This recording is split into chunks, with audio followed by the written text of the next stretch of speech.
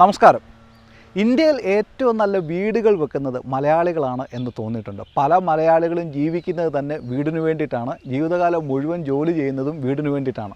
കേരളം വിട്ടുപോയെന്ന് പറഞ്ഞാലും മലയാളികൾക്ക് ഈ വീടിനോടുള്ള സ്നേഹം മാറത്തില്ല. ഏത് രാജ്യങ്ങളിൽ പോയാലും അവിടുത്തെ ഏറ്റവും നല്ല വീടുകൾ വാങ്ങുന്നത് മിക്കവാറും മലയാളികളൊക്കെ തന്നെയായിരിക്കും. ന്യൂയോർക്കിലെ അവസ്ഥയും വ്യത്യസ്തമല്ല. ഇവിടുത്തെ നല്ല വീടുകളൊക്കെ വാങ്ങുന്നത് മലയാളികളാണ്. പല മലയാളികൾക്കും ഇവിടെ 4ഉം 5ഉം വീടുകൾ വാങ്ങി കൂട്ടിയിട്ടുണ്ട്. എന്തിനാണ് എന്ന് എനിക്കറിയില്ല. നമ്മൾ കഴിഞ്ഞ കുറേ വീഡിയോകൾ ചെയ്തപ്പോൾ ഏറ്റവും അധികം ആളുകൾ ആവശ്യപ്പെട്ട ഒരു കാര്യമാണ്, ചേട്ടാ ഇവിടുത്തെ വീടുകളെ പറ്റിയും വീടുകളുടെ മാർക്കറ്റിനെ പറ്റിയും എങ്ങനെയാണ് വീടുകൾ വാങ്ങുന്നതെന്നും വീടുകളുടെ വില എത്രയാണ് ഇതിനെപ്പറ്റിയൊക്കെ കുറേ ഇൻഫർമേഷൻ തരണം എന്നുള്ളത്. ഇന്നത്തെ വീഡിയോ നമ്മൾ അതാണ് ചെയ്യുന്നത്.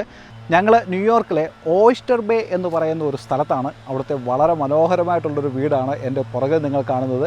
എൻ്റെ കൂടെ എൻ്റെ ഒരു സുഹൃത്തുമുണ്ട്, പോൾ എന്നാണ് പേര്.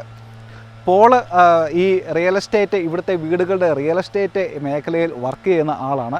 അപ്പോൾ പോള് ഇങ്ങനെ ഒരു വീടിൻ്റെ കാര്യം എന്നോട് പറഞ്ഞു. വളരെ മനോഹരമായിട്ടുള്ള ഭംഗിയായിട്ടുള്ളൊരു വീടാണ് എന്ന് പറഞ്ഞപ്പോൾ ഞാൻ വിചാരിച്ചു പോളിനെ ഒന്ന് മീറ്റ് ചെയ്യാം, ഈ വീട് നിങ്ങൾക്കും വേണ്ടിയും കൂടെ ഒന്ന് കാണിച്ചു തരാം എന്ന് തീരുമാനിച്ചു. ഞാൻ ഇവിടെ വന്ന് ഈ വീട് കണ്ടുണ്ട്. ഇത് ന്യൂയോർക്ക് ആണെന്ന് എനിക്ക് വിശ്വസിക്കാൻ പറ്റില്ല. ന്യൂയോർക്കിൽ ഇങ്ങനെയുള്ള വീടുകളുണ്ട്. ന്യൂയോർക്കിലെ അപ്സ്റ്റേറ്റ് പോലുള്ള ഏരിയകളിലൊക്കെയാണ് ഇത്രയും വീടുകൾ. പക്ഷേ ഇത് ന്യൂയോർക്ക് സിറ്റിയോട് ചേർന്ന് ഇത്രയും ഏരിയ സ്ഥലവും, ഞങ്ങളിങ്ങോട്ട് വരുന്ന വഴിക്കൊക്കെ കുറേ ഗോൾഫ് കോർട്ടുകളും ഒക്കെ കണ്ടു. ഇവിടെയുള്ള വീടുകളൊക്കെ ശരിക്കും പറഞ്ഞാൽ നമ്മുടെ നാട്ടിലെ വീടുകളുടെ അത്രയും സ്ഥലവും ഒക്കെയുള്ള, നമ്മുടെ നാട്ടിലെ കൂട്ട് തന്നെ വലിയ വീടുകളാണ് ഇവിടെ കാണുന്നത്. അമേരിക്ക നിങ്ങൾക്കറിയാം, ടെക്സസ് പോലുള്ള സ്ഥലങ്ങളിലൊക്കെ ഇത്രയും വലിയ വീടുകളുണ്ട്. പക്ഷേ ന്യൂയോർക്കിലൊരു പ്രശ്നമെന്ന് പറഞ്ഞാൽ ന്യൂയോർക്ക് ഒരു സിറ്റി ഏരിയ ആയതുകൊണ്ട് വീടുകൾക്ക് വില മറ്റ് സ്റ്റേറ്റുകളെ കമ്പയർ ചെയ്ത് കൂടുതലാണ്. അതുകൊണ്ട് തന്നെ ഇവിടെ വീടുകൾക്ക് വലിപ്പം ഒരല്പം മറ്റ് സ്റ്റേറ്റുകളിലൊക്കെ കുറവായിരിക്കും. പക്ഷേ ഇവിടെ വന്നപ്പോൾ എനിക്ക് അങ്ങനെ തോന്നിയില്ല. ന്യൂയോർക്കിലെ വീടുകളുടെ പ്രത്യേക പറഞ്ഞതിൻ്റെ കൂട്ടത്തിൽ തന്നെ എടുത്തു പറയേണ്ട മറ്റൊരു കാര്യമുണ്ട്. ന്യൂയോർക്കിൽ പുതിയ വീട് പണിഞ്ഞ് മേടിച്ച് താമസിക്കുന്നവർ വളരെ കുറവാണ്. പക്ഷേ അമേരിക്കയിലെ മറ്റ് സ്റ്റേറ്റുകളിലൊക്കെ അങ്ങനെ ചെയ്യുന്നവരുണ്ട്. ന്യൂയോർക്കിൽ കൂടുതലും നമ്മൾ പഴയ വീടുകൾ തന്നെ മേടിച്ച് നമുക്ക് ഇഷ്ടപ്പെട്ട രീതിയിൽ റെനോവേറ്റ് ചെയ്ത് നമ്മളവിടെ കയറി താമസിക്കാറാണ് പതിവ്. ഈ വീട് തന്നെ 1986 പണിഞ്ഞ ഒരു വീടാണ്. ഇവിടുത്തെ മിക്ക വീടുകളും ആ ഒരു വർഷങ്ങളിലൊക്കെ പണിഞ്ഞ വീടുകളാണ്. പക്ഷേ ഓരോ വർഷവും അതിനുള്ള മെയിൻ്റനൻസും കാര്യങ്ങളും ഒക്കെ ചെയ്ത് അപ്ഡേഷൻ ഇങ്ങനെ ചെയ്തുകൊണ്ടേയിരിക്കും. അപ്പോൾ നമുക്ക് വീടിനകത്തോട്ട് കയറി കാഴ്ചകൾ കാണാം, അല്ലേ പോലെ? അതെ. ബിഫോർ നമുക്ക് കയറുന്നതിന് മുമ്പ് ഒരു കാര്യം പറയാനുണ്ടെന്ന് വെച്ചിട്ടുണ്ടെങ്കിൽ, ഈ വീട് അണ്ടർ പ്രോസസ്സിങ്ങിലാണ്, റിനോവേറ്റ് ചെയ്തുകൊണ്ടിരിക്കുകയാണ്. അപ്പോൾ അത്രയും ക്ലീനും അത്രയും ഒരു ഇതായിട്ടിരിക്കുന്നില്ല, എന്നാലും കാണുന്നത് പോലെ നമുക്ക് കാണാം. അപ്പം നമ്മൾ സംസാരിച്ചെന്ന് പറഞ്ഞു ഇതൊരു കൊളോണിയൽ ഹൗസാണ്. കൊളോണിയൽ ഹൗസ് എന്ന് പറഞ്ഞാൽ എന്താണ്? മെയിനായിട്ട് കൊളോണിയൽ ഹൗസ് എന്ന് പറയുകയാണെങ്കിൽ സെക്കൻഡ് ഫ്ലോറിലായിരിക്കും റൂംസ് എല്ലാം. ലിവിങ് റൂമും കിച്ചനും ബാത്റൂമും അതൊക്കെ വലുതായിരിക്കും ഫസ്റ്റ് ഫ്ലോറിൽ. മെയിനായിട്ട് ഇപ്പോൾ ഒരു പ്രായമുള്ള ആൾക്കാർക്കൊക്കെ ആണെങ്കിൽ കൊളോണിയൽ ഹൗസ് അത്ര നല്ലതല്ല. എന്ന് വെച്ചിട്ടുണ്ടെങ്കിൽ സ്റ്റെപ്പ് കയറി അവർക്ക് മുകളിൽ ചെല്ലുക അതൊക്കെ ഭയങ്കര ബുദ്ധിമുട്ടാണ്. പക്ഷേ യങ്സ്റ്റേഴ്സ് ആയിട്ടുള്ള, ഇപ്പോൾ കല്യാണം ന്യൂലി മാരീഡ് കപ്പിൾസ് ഒക്കെ ആണെങ്കിൽ അവർക്കൊക്കെ കൊളോണിയൽ ഹൗസ് വളരെ നല്ലതാണ്. ഇത് ഇവിടുത്തെ വീടുകൾക്കെല്ലാം, നമുക്ക് ന്യൂയോർക്കിലെ വീടുകൾക്കെല്ലാം കാണാൻ പറ്റുന്ന ഫയർ പിറ്റാണ്. ഇതിനകത്ത് ശരിക്കുമുള്ള ഫയറാണ്. ശരിക്കുമുള്ള ഫയർ ഇവിടുത്തെ പണ്ടത്തെ വീടുകൾക്കെല്ലാം ഉള്ളത് റിയൽ ഫയറായിരുന്നു. അപ്പം അതിനുള്ള സ്ഥലമാണ്. ഇവിടെ ഇങ്ങനെ തീ കത്തി നിൽക്കും. പിന്നെ നല്ല മനോഹരമായിട്ടുള്ള സൺറൂഫുണ്ട്. നമുക്ക് ഇവിടുത്തെ മഞ്ഞ് സമയത്ത്, വിൻ്റർ സമയത്തൊക്കെ ഉള്ളൊരു പ്രശ്നമാണ് വെട്ടം കുറവുള്ള ഒരു പ്രശ്നം. അപ്പോൾ അതിനെയൊക്കെ പരിഹരിക്കുന്നതിനായിട്ട് മനോഹരമായിട്ടുള്ളൊരു സൺറൂഫുണ്ട്. പിന്നെ ഇവിടുന്ന് നേരെ നമുക്ക് ഒരു വലിയൊരു ഡക്കാണ്. ആ ഡക്കിലോട്ട് കയറിയിരിക്കത്തക്ക രീതിയിൽ ഇവിടുന്ന് തന്നെ നമുക്ക് വെളിയിലോട്ട് ഇറങ്ങുന്നതിനുള്ള സൗകര്യവും ചെയ്തിട്ടുണ്ട്.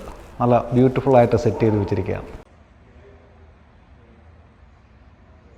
ഇതാണ് ഇവിടുത്തെ കിച്ചൺ. ഒരു നല്ലൊരു ഓപ്പൺ കിച്ചണാണ്, ഈറ്റിൻ കിച്ചണാണ്. മറ്റൊരു ഫോർമൽ ഡൈനിങ് റൂം ഉണ്ട്. പക്ഷേ കിച്ചണിൽ വരുന്ന കഴിക്കത്തക്ക രീതിയിലാണ് സെറ്റ് ചെയ്തിരിക്കുന്നത്. അത്യാവശ്യം നല്ല സ്റ്റോറേജ് ഫെസിലിറ്റി ഉണ്ട്.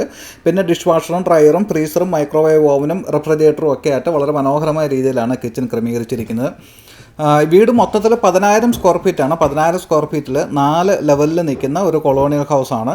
എൻ്റെ 3 ബെഡ്റൂമുകളും സെക്കൻഡ് ഫ്ലോറിലാണ്. ഒരു ബെഡ്റൂം പിന്നെ ബേസ്മെൻറ്റിലുണ്ട്. പിന്നെ ഒരെണ്ണം 4ാമത്തെ ലെവലിലുണ്ട് വേറൊരു ബെഡ്റൂമും. ഈ 4 ലെവലിലും എത്തുന്നതിന് വീടിനകത്ത് തന്നെ ഒരു എലവേറ്ററുണ്ട്. ഇതാണ് മാസ്റ്റർ ബെഡ്റൂം. ഒരു അറ്റാച്ച്ഡ് ബാത്റൂമും ക്ലോസറ്റും ഒക്കെ ആയിട്ട് നല്ല സ്പേഷ്യസ് ആയിട്ടുള്ള മാസ്റ്റർ ബെഡ്റൂമാണ്. പിന്നെ ഇവിടെ നിന്ന് ബാക്കിലെ സ്വിമ്മിംഗ് പൂളിൻ്റെയും ഡെക്കിൻ്റെയും ഒക്കെ നൈസായിട്ടുള്ളൊരു വ്യൂ ഉണ്ട് ഈ മാസ്റ്റർ ബെഡ്റൂമിൽ നിന്ന്.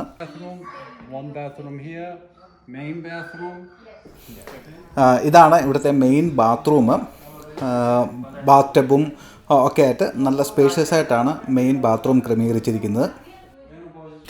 ഇതാണ് ഈ വീടിൻ്റെ ബേസ്മെൻറ്റ്. ഞാൻ നേരത്തെയൊക്കെയുള്ള വീടുകൾക്കകത്തൊക്കെ പറഞ്ഞിട്ടുള്ള പോലെ ഇവിടുത്തെ വീടുകൾക്കൊക്കെ ഭൂമിയുടെ ലെവലിന് താഴെ ഒരു ഫ്ലോർ ഉണ്ടായിരിക്കും.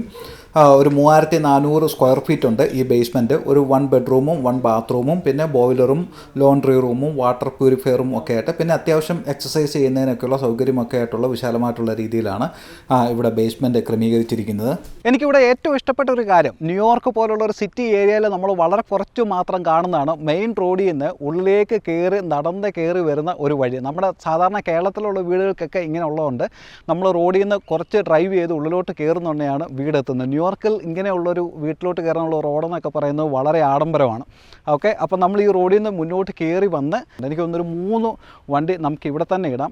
അതുകൂടാതെ ശരിക്കുള്ള വീടിൻ്റെ ഗരാജ് ഇവിടെ ഉണ്ട്. ഇവിടെ കാണാം, ഞങ്ങളുടെ വണ്ടി കിടക്കുന്നത് നിങ്ങൾ കണ്ടു കാണും. 3 ഗരാജുണ്ട്. 3 വണ്ടി ഇവിടെ ഗരാജിൽ കയറ്റി ഇടുന്നതിനുള്ള സ്പേസ് ഉണ്ട്. ഇതൊക്കെ പറഞ്ഞു പറഞ്ഞപ്പോൾ എത്രയാണ് എല്ലാവരും ഇപ്പോൾ ക്യൂരിയസ് ആയിട്ട് ആലോചിക്കുന്നത്, ഇത്രയും ഇങ്ങനെയുള്ളൊരു വീടിൻ്റെ വില എത്രയാണ്? ഇതേപോലത്തെ ഒരു വീടിന് ഈ ഏരിയയിൽ ഒരു $3 million ഏകദേശം ആ റേഞ്ചിൽ വരും. പിന്നെ ഉള്ളിലുള്ള റിനോവേഷൻസ് അതിൻ്റെ കൂടുതൽ നമ്മൾ എന്തോരം മതിൽപുട്ടി ചെയ്തിട്ടുണ്ടോ അതിൻ്റെ അനുസരിച്ചായിരിക്കും വീടിൻ്റെ വാല്യൂ പിന്നെ നമ്മൾ നിൽക്കുന്നത്. പിന്നെ സ്കൂൾ ഡിസ്ട്രിക്റ്റ് ഇവിടുത്തെ one of the best school district ആണ്. ഇവിടെ ഇതിന് എലിവേറ്റർ ഉണ്ട്, പിന്നെ പൂളുണ്ട്. അത് നേരത്തെ പറഞ്ഞ പോലെ 4 ലിവിങ് സ്പേസ് ഉണ്ട്, 4 ലെവൽ ലിവിങ് സ്പേസ് ഉണ്ട്. ഇതെല്ലാം കൂടി വരുമ്പോഴത്തേക്ക് ഏകദേശം ഇത് ശരിക്കും അങ്ങ് അത്രയും റിനോവേറ്റ് ചെയ്തിട്ടുള്ള ഓൺ ദ പ്രോസസ്സാണ്, റിനോവേറ്റ് ചെയ്തുകൊണ്ടിരിക്കുന്ന ഒരു പ്രോസസ്സിലാണ്. അതെല്ലാം ചെയ്ത് കഴിയുമ്പോഴത്തേക്കും ഏകദേശം ഒരു 2.5-3 മിഡിലായിട്ട് വരും എന്നാണ് എൻ്റെ ഒരു. 3 million എന്ന് പറയുന്നത് 3-7-21 ഒരു 25 കോടി അല്ലേ? അതെ, സിമ്പിൾ ചീള് കേസ്. കൊളോണിയൽ ഹൗസ് നമ്മൾ പറഞ്ഞു തന്നെ. അപ്പം വേറെ ഏതൊക്കെ ടൈപ്പ് വീടുകളാണുള്ളത്? റാഞ്ച് ഹൗസ് ഉണ്ട്, സ്പ്ലിറ്റ് ഹൗസ് ഉണ്ട്, കേപ്പ് ഹൗസ് ഉണ്ട്, കൊളോൺ ഹൗസ് ഉണ്ട്, പിന്നെ എന്താ പറയണേ ടൗൺ ഹൗസ് ഉണ്ട്. Town house, okay. ഈ പാൻഡമിക് സീസൺ ഈ റിയൽ എസ്റ്റേറ്റ് മേഖലയെ ന്യൂയോർക്കിലെ ബാധിച്ചിട്ടുണ്ടോ? ഇപ്പം വീട് മേടിക്കാൻ നല്ല സമയമാണോ? അപ്പോൾ പോളിൻ്റെ എക്സ്പീരിയൻസ് വെച്ചിട്ട് പോൾ എന്തുവാ പറയുന്നതിന്? എൻ്റെ എക്സ്പീരിയൻസ് വെച്ച് ഇപ്പോൾ ഒരു സെല്ലേഴ്സ് മാർക്കറ്റാണ് നടന്നുകൊണ്ടിരിക്കുന്നത്. ഇപ്പോൾ വീടിൻ്റെ പ്രൈസൊക്കെ ഭയങ്കര ഹൈ ആണ്. പൊതുവെ കാരണം എന്താണെന്ന് വെച്ചിട്ടുണ്ടെങ്കിൽ ഇൻട്രസ്റ്റ് റേറ്റ് ഇപ്പോൾ വളരെ ലോ ആണ്. അപ്പോൾ ഇൻട്രസ്റ്റ് റേറ്റ് ലോ ആകുമ്പോഴത്തേക്കും വീടിൻ്റെ പ്രൈസ് ഹൈ ആവും. പിന്നെ വീടിൻ്റെ പ്രൈസ് ഹൈ ആകുമ്പോഴത്തേക്കും ഇൻട്രസ്റ്റ് റേറ്റ് ലോ ആവും. അപ്പോൾ ബയേഴ്സിന് വാങ്ങിക്കാനായിട്ട് ഇപ്പോൾ ഇൻട്രസ്റ്റ് റേറ്റ് നോക്കി വാങ്ങിക്കാനാണെങ്കിൽ നമുക്ക് കുഴപ്പമില്ല. ഇപ്പോൾ വീട് വാങ്ങിക്കാനുള്ള കറക്റ്റ് സമയമാണ് ബയേഴ്സിന്. ഇപ്പോൾ പ്രൈസ് നോക്കി നമ്മൾ വാങ്ങിക്കണമെങ്കിൽ ഇപ്പോൾ വാങ്ങിക്കുന്നത് കുഴപ്പമില്ല, എന്നാലും നല്ല സമയമാണ്. ഓക്കെ. അപ്പം പുതിയതായിട്ട് വീട് മേടിക്കുന്ന ആൾ കടന്നു പോകുന്ന പ്രോസസ്സുകൾ എന്തൊക്കെയാണ് ആദ്യം മുതൽ അവസാനം വരെ? ആദ്യം മുതൽ അവസാനം വരെ എന്ന് പറഞ്ഞാൽ ആദ്യം നമ്മൾ പ്രത്യേകം ശ്രദ്ധിക്കേണ്ടത് നമ്മുടെ ക്രെഡിറ്റ് സ്കോർ എപ്പോഴും നല്ലതായിരിക്കാൻ ശ്രദ്ധിക്കുക. പിന്നെ ഡെപ്റ്റ് ഇൻകം റേഷ്യോ എന്ന് പറയും, അതനുസരിച്ചിട്ടായിരിക്കും നമുക്ക് ബാങ്ക് കൂടുതൽ നമുക്ക് ലോൺ തരുന്നത്. അപ്പോൾ പറഞ്ഞ ക്രെഡിറ്റ് സ്കോർ എന്ന് പറയുന്നത്, ക്രെഡിറ്റ് ഹിസ്റ്ററി എന്ന് പറയുന്നത് ഇവിടുത്തെ ഒരു അമേരിക്കയിലെ ഒരു പ്രധാനപ്പെട്ട കാര്യമാണ്. അമേരിക്ക നോക്കുന്നത് അല്ലെങ്കിൽ ഒരു ബാങ്ക് നോക്കുന്നത് നമുക്ക് സ്പെൻഡ് ചെയ്യുന്നതിന് എത്രത്തോളം കപ്പാസിറ്റി ഉണ്ട് എന്നുള്ളതാണ്. അതായത് ഏറ്റവും കൂടുതൽ ചിലവ് ചെയ്യുന്ന ആൾക്കാണ് ഇവിടെ ഏറ്റവും കൂടുതൽ ഇവർക്ക് സമ്മതി കിട്ടുന്നത് എനിക്ക് തോന്നുന്നുണ്ട്. കാരണം ചിലവ് ചെയ്യുന്നതിനും സാധനങ്ങൾ വാങ്ങിക്കുന്നതിനും അത് കറക്റ്റ് സമയത്ത് അതിൻ്റെ പൈസ അടച്ചു തീർക്കുന്നതിനുമുള്ള ഒരു ശീലം നമുക്കുണ്ടോ, അതിനുള്ള കപ്പാസിറ്റി നമുക്കുണ്ടോ എന്നുണ്ടെങ്കിൽ വീട് മേടിക്കുന്നതിനും ഉള്ള കപ്പാസിറ്റി നമുക്കുണ്ട് എന്നുള്ളത് നോക്കിയാണ് നമ്മുടെ ക്രെഡിറ്റ് ഹിസ്റ്ററി.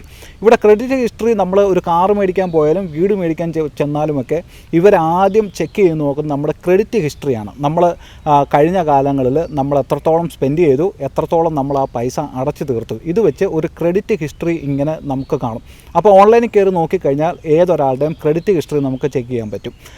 അതാ ഒരു മെയിൻ ഫാക്ടറാണ്. പിന്നെ ഈ പറയുന്ന പോലെ ഇൻകം ഡെപ്റ്റ് റേഷ്യോ അല്ലേ? ഡെപ്റ്റ് റേഷ്യോ, അത് നമുക്ക് ചിലവുകളൊക്കെ കഴിഞ്ഞിട്ട് എത്ര നമുക്ക് ലോണിന് വേണ്ടി അടയ്ക്കാനുള്ള കപ്പാസിറ്റി ഉണ്ട് എന്നുള്ള ഒരു തോന്നൽ. അപ്പം അങ്ങനെ ബാങ്കിൽ പോയി നമുക്ക് പ്രീ അപ്രൂവൽ തന്നിട്ടുണ്ടെങ്കിൽ നമുക്ക് അതിൻ്റെ ഒരു ലിമിറ്റ് തരും. നമുക്ക് എത്രയൊക്കെ നമ്മുടെ ഇൻകം എന്തോരം ഉണ്ട്, അപ്പോൾ അതിനോടനുസരിച്ചായിരിക്കും നമുക്ക് വീട് വാങ്ങിക്കാനായിട്ടുള്ളൊരു ഇത് തരുന്നത്. അപ്പോൾ അത് കഴിഞ്ഞിട്ട് നമ്മൾ പിന്നെ ഒരു ഹണ്ടിങ്ങിന് അങ്ങ് ഇറങ്ങുകയാണ്. അതെ, തീർച്ചയായിട്ടും. അത് കഴിഞ്ഞിട്ട് പിന്നെയാണ് നമ്മൾ പോളിനെ പോലുള്ള ഒരാളുടെ അടുത്ത് ആദ്യം എത്തുന്നു. നമുക്ക് ഏറ്റവും നല്ല വഴി എന്ന് പറയുന്നത് നമുക്ക് കൺവീനിയൻ്റ് ആയിട്ടുള്ള, നമുക്ക് അറിയാവുന്ന മലയാളികളാണെങ്കിൽ മലയാളിയായിട്ടുള്ള ഒരു റിയൽ എസ്റ്റേറ്റ് ഏജൻറ്റ്, ഞാൻ വീട് മേടിച്ചൊക്കെ ഒരു മലയാളി റിയൽ എസ്റ്റേറ്റ് ഏജൻ്റ് ആയിരുന്നു. അങ്ങനെ ഒരാളെ നമുക്ക് കിട്ടിക്കഴിഞ്ഞാൽ ആ പ്രോസസ്സ് നമുക്ക് കുറച്ചുകൂടെ ഈസി ആവും. പിന്നെ നമ്മൾ വീടുകൾ ഇങ്ങനെ കണ്ട് നടക്കുകയാണ്. അതെ അതെ, കൂടുതലും നമ്മൾ ഇപ്പോൾ പല സ്ഥലത്ത് ഇപ്പോൾ സില്ലോ, ട്രൂലിയ എന്ന് നമ്മളിപ്പോൾ പുതിയ വെബ്സൈറ്റ്സുകളും ഉണ്ടാകും. ഇപ്പോൾ നമ്മളത് കയറുക, നമുക്കതിൽ നിന്ന് താല്പര്യപ്പെടുന്ന പുറത്തുനിന്ന് കാണുമ്പോഴും പിക്ചർ കാണുമ്പോഴത്തേക്കും നമുക്ക് കാണുമ്പോൾ ഇഷ്ടപ്പെടുന്ന വീടുകൾ നമ്മൾ ജസ്റ്റ് സെലക്ട് ചെയ്യുക. എന്നിട്ട് നമുക്ക് റിയൽ എസ്റ്റേറ്റ് ഏജൻറ്റും ഉണ്ടെങ്കിൽ അവരോട് പ്രത്യേകിച്ച് പറയാം, ഇങ്ങനത്തെ ഒരു വീട് ഞങ്ങൾക്ക് താല്പര്യമുണ്ട്, എനിക്ക് പോയി കാണണം താല്പര്യമുണ്ട്. അപ്പോൾ റിയൽ എസ്റ്റേറ്റ് ഏജൻറ്റ് മറ്റേ സെല്ലേഴ്സ് ഏജൻറ്റിനെ വിളിച്ചിട്ട് ഒരു അപ്പോയിൻമെൻറ്റ് എടുക്കും. അല്ലെങ്കിൽ പിന്നെ അവരുടെ ഓപ്പൺ ഹൗസസ് ഉണ്ടാവും. അപ്പോൾ ഓപ്പൺ ഹൗസസിൽ നമ്മൾ ജസ്റ്റ് പോവുക, നമ്മൾ ഇത്ര സമയം തുടങ്ങി ഇത്ര സമയം വരെ ഓപ്പൺ ഹൗസസ് ഉണ്ടാവും. അപ്പോൾ ആ സമയത്ത് നമ്മൾ ആ വീട്ടിൽ പോകുമ്പോഴത്തേക്കും നമുക്ക് കയറി കാണാവുന്നൊരു സാഹചര്യം ഒരുക്കി തന്നിട്ടുണ്ടാവും. സമ്മർ സമയത്തൊക്കെ നമ്മൾ ന്യൂയോർക്കിലൂടെ ഡ്രൈവ് ചെയ്ത് പോകുന്നുണ്ട്. മിക്ക ഏരിയകളിലും കാണുന്ന ഒരു ബോർഡാണ് ഓപ്പൺ ഹൗസ് എന്ന് പറഞ്ഞ ഒരു ബോർഡ്. ഓപ്പൺ ഹൗസ് എന്നുള്ള ബോർഡ് പറഞ്ഞാൽ ഒരു വീട് ഓപ്പൺ ചെയ്ത് ഇട്ട് കൊടുത്തിരിക്കുകയാണ്. അപ്പം വീട് മേടിക്കാൻ താല്പര്യമുള്ള ആൾക്കാർക്ക് വീടിനകത്ത് കയറി ആ വീട് മുഴുവൻ കാണാനുള്ള സൗകര്യം ആ ദിവസം ഒരുക്കി കൊടുത്തിരിക്കുകയാണ്. അപ്പോൾ അങ്ങനെ ഓപ്പൺ ഹൗസ് വെച്ചിരിക്കുന്നിടത്ത് നമുക്ക് കയറി ചെന്ന് ആ വീട് മുഴുവൻ നമുക്ക് കാണാം. പിന്നെ നമ്മുടെ പ്രീ അപ്രൂവൽ അനുസരിച്ച് നമുക്ക് ഒരു ഓഫർ കൊടുക്കാം, അല്ലേ? നമുക്കൊരു ഓഫർ കൊടുക്കാം. അപ്പം നമ്മുടെ ഏജൻറ്റ് നമ്മുടെ കൂടെ കാണും. അപ്പോൾ ഏജൻറ്റിൻ്റെ അഡ്വൈസൊക്കെ നമുക്ക് ആവശ്യമാണ്. ഈ എത്രയാണ് ഓഫർ കൊടുക്കേണ്ടത്, അത് വർത്താണോ, ഇതൊക്കെ ഉള്ള ഒരു അഡ്വൈസ് നമുക്ക് കിട്ടും. അത് വെച്ച് നമ്മൾ ഒരു ഓഫർ കൊടുക്കുന്നു. ആ ഓഫർ സെല്ലറിന് ഇഷ്ടപ്പെടുകയാണെന്നുണ്ടെങ്കിൽ സെല്ലർ പിന്നെ നമ്മളെ കോൺടാക്ട് ചെയ്യും, അല്ലേ? അപ്പോൾ നമ്മൾ ഒരു വീട് കണ്ട് ഇഷ്ടപ്പെട്ടു, നമ്മൾ കൊടുത്ത ഒരു ഓഫർ ആ വീടിൻ്റെ ഓണർ അക്സെപ്റ്റ് ചെയ്തു എന്ന് വിചാരിക്കുക. പിന്നെ എന്താണ് നമ്മൾ ചെയ്യുന്നത്?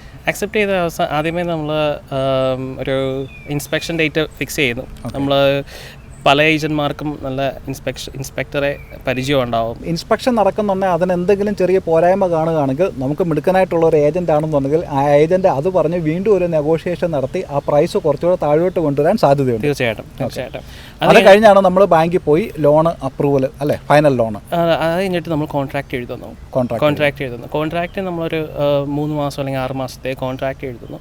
വൺസ് നമ്മൾ കോൺട്രാക്ട് എഴുതുമ്പോഴത്തേക്കും ഇത്ര ശതമാനം പൈസ ഡോളർ നമ്മൾ ഡിപ്പോസിറ്റ് ചെയ്യേണ്ടതാണ്. അപ്പോൾ ഡിപ്പോസിറ്റ് ചെയ്യുമ്പോൾ ഏകദേശം ചിലപ്പോൾ 20% ആയിരിക്കും ഡിപ്പോസിറ്റ്, അല്ലെങ്കിൽ 10% ആയിരിക്കും. ഡിപ്പെൻഡ്. നമ്മൾ ഡെപ്പോസിറ്റ് ചെയ്യേണ്ടത് ബാങ്കിലല്ല, നമുക്ക് ലോയറിനാണ് കൊടുക്കേണ്ടത്. അപ്പോൾ എസ്ക്രോ എന്ന് പറയും. അത് എസ്ക്രോ, അപ്പോൾ ആ ലോയർ അത് എസ്ക്രോ അക്കൗണ്ടിലിടും.